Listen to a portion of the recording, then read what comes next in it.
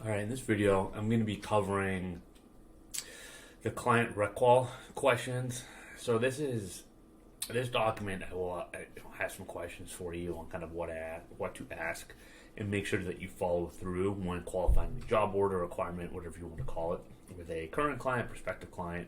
I kind of want to go through some of the roadblocks that I see recruiters go in time and time again, where they think they've done the right job qualifying, and then they can't get feedback from the client, they can't get the contract signed, can't get follow through, or there's a miscommunication with the resume sent over.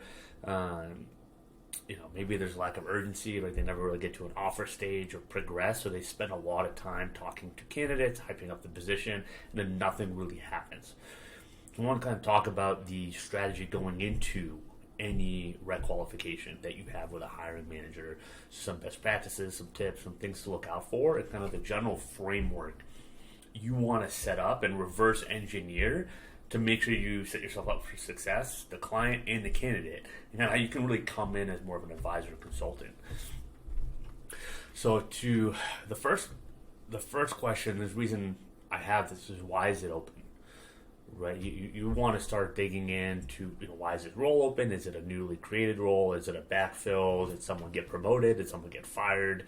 Right, this is kind of the starting point, and then how long has the position been open? Again, this is a simple one to ask, and you can do a little bit digging on the job post and all that, but you want to ask the hiring manager this when you're on the call, because you want to get an idea of, has it been open for a year? If so, why? Is no one working on it? Is it not urgent? Was there a follow through? Maybe it's because eventually you'll ask about the salary and be like, if it's a sales role that should have like an 80K base, but they've been offering at 65, well, then that's probably their answer right there, right? So if they're not willing to budge on salary and base salary, you probably know it's not a role worth working on, right? And the way to kind of end up tying some of this, to start tying this all together, is asking, when the start date is, right? If they give you a time, or if they'll say like yesterday and all that, it's like, okay, well, talk about the interview process. It can be a couple weeks, finding a candidate, everything else, give me a realistic range. And say, it's 4 weeks out. And then with the follow-up that you definitely want to ask, that I almost no recruiters I know really ask this question, is, what happens if you don't fill the position by the start date, right? Are there any consequences? Is it, if they don't hire the salesperson, they can't, expand their territory and hit the revenue projection for the year, and that way maybe the investors, the higher ups, aren't going to be happy, right? So potentially other people's jobs could be at risk if that doesn't happen. I recruited skilled trades, so with mechanics, especially in food manufacturing, it was, what happens if you don't fill the position? Well, it's if a machine goes down, it costs us, say $10,000 every hour, $10,000 every hour.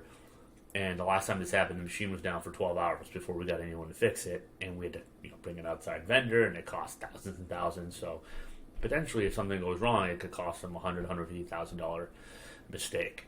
And this helped with all the urgency of, the requirements for the rec, getting interview feedback time, getting an offer accepted, getting higher markups, right? Say the industry average for skilled trade is 50-60%. I was able to get 85% markups because the $10,000 difference over 6 months contract to hire didn't matter, because if they didn't have the right person in there when hit the fan, that was going to be a $200,000 mistake, and I had found that out in the very beginning of the rec qualification process. That is why it's so key, because you can point back to that, as inevitably hiring managers are going to waffle. They're going to go, oh, I don't know, can I see other resumes and all that? It's like, you don't have time to see other resumes. You need to fix this problem now, and you need to hire this candidate, right? So you start to see, when we reverse engineer the process in the very beginning, and don't take this process lightly, you're able to have all those different scenarios and stuff that comes up that's inevitable in recruiting, right? You're going to be able to have an answer for using the hiring manager's own words, but you have to be asking the right questions and the right follow-up questions. The next, who else is working on this requirement? This is going to help you understand who your competition is, whether it's internal, external. Are they doing a good job? Why haven't they done this? Have they sent resumes? What type of resumes are they seeing? What they don't like about it. What do they like about their other company's process? Because you got to catch up. You got to play catch up. The other agencies have a time head start on you, but you can make that up quickly by asking the right questions and kind of calling out some of the processes, subtly of like, wait, they're not doing this, or they're not doing references, or they haven't been looking at this type of candidate. Like, what are they doing? And kind of showing your expertise and kind of talking about the other agency as like, they're not really giving you the best service that you need. Top 3 skills. You see these job descriptions with 8 paragraphs. Like, you got to figure out what are the top 3, what are the must-haves, what are the nice-to-haves. If someone kind of has 2 of the 3 must-haves, they have the other night. Is that okay? Like, what happens if we find a salesperson that fits, has done above quota, has the industry experience, the door-to-door, etc., but his minimum is $90K. Is that a problem? Right? And if they say, no, like, we can work with that, then you at least know that there's some flexibility, right? And you've gotten their commitment from that.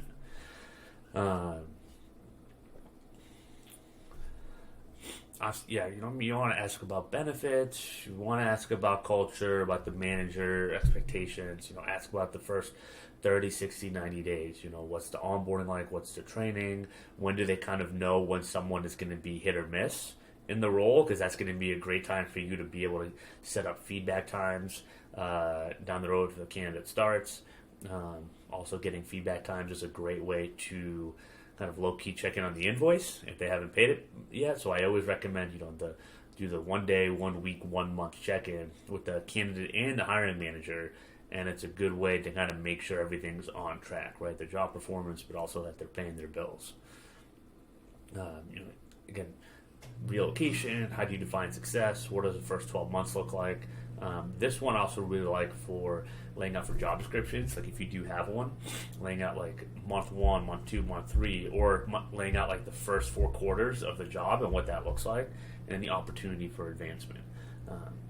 And then the preferred interview schedule and how they like to be communicated with, right? There's a text, there's a call, there's an email. What time of day is usually best to kind of for you to reach out, and you can set like a weekly check-in invite. It can be 5-10 minutes. And this way you're creating those lines of communication. It's going to be a lot easier to get feedback, a lot easier to move things through the process. Because realistically, you'll probably be working on a ton of different openings, have a ton of different candidates in the pipeline, right? If you can set that consistent feedback with your 3, 5, 10 clients, like weekly check-ins, it's going to go a long way, and it's just going to become automatic for them to give you feedback and kind of checking on different areas of the process, right? And just tell them like this is about you're trying to be a matchmaker, and you want to make this as simple as possible for them week to week, so they barely have to do much. They just have to check in with you, but you're going to be doing all the work.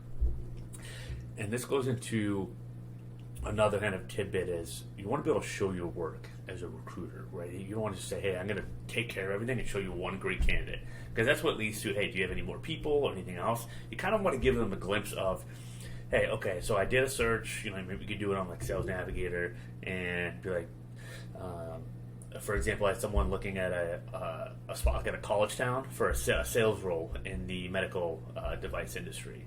And in that college town, we came up with about 150 people total that could be maybe an ideal fit for that role.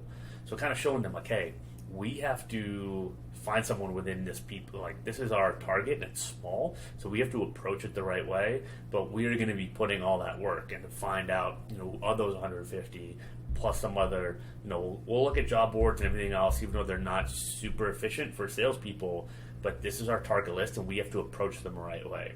So you better have your compensation structure in place. You better know why they should be working for your company. You better, understand, say, for salespeople, right, if it's more of a smaller company, that the attractive part is going to be, say, the kind of the top end, overall compensation potential, right? Like that's what's going to draw someone in. If they come in and build their territory, like they're going to get rewarded on the back end. Even the base salary is about the same. They're going to be able to make a lot more there than say at a bigger company. Understanding what is the kind of the value prop and the opportunity of the role, because you're going to be presenting to those candidates, and they might only get one shot at the Apple to make a great impression as a new company, right? So many companies leave job postings up for a year and start to get a reputation in circles about bad interviews and all that, and so that's going to hurt them from getting top candidates. So you come in with that angle with hiring managers, and they're going to have a lot more respect for you in terms of calling them out and kind of showing them like, here's the minefields to avoid in trying to attract candidates and top talent right now, right? I'm going to help you do that. Here's the work I'm going to put in, right? And this is the reason why I'm asking the questions and the follow-ups, right? Just to make this a lot more attractive job, because at the end of the day, that's going to get us the right person in here quicker, and they're going to stay longer. So hope that helps. Kind of a quick-ish overview of kind of client rec qual, kind of the strategy and mindset.